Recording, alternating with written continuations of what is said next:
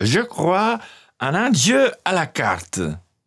Il faut avouer que parfois on aimerait un Dieu selon nos besoins, un Dieu qui se comporte selon nos désirs et qui veille à nos intérêts.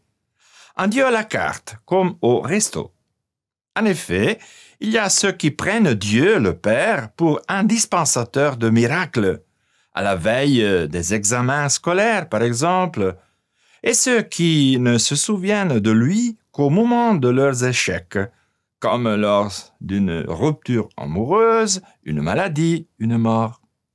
Le fait est que les pharisiens de Nazareth se sont mis très en colère à cette occasion.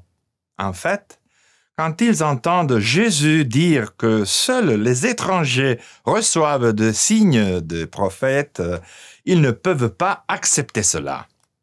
Et cela se comprend.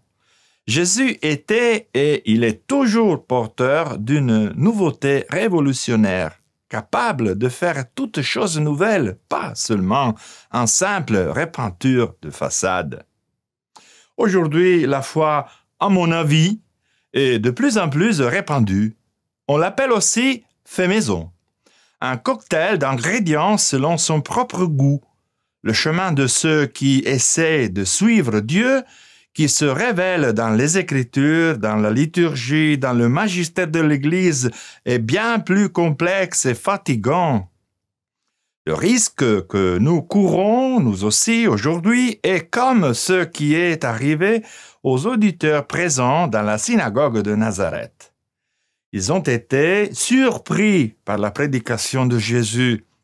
Ils se considéraient comme les gardiens de la vraie foi et ils découvrent que même au-delà de la clôture de leur petite communauté, il y avait des graines de vérité.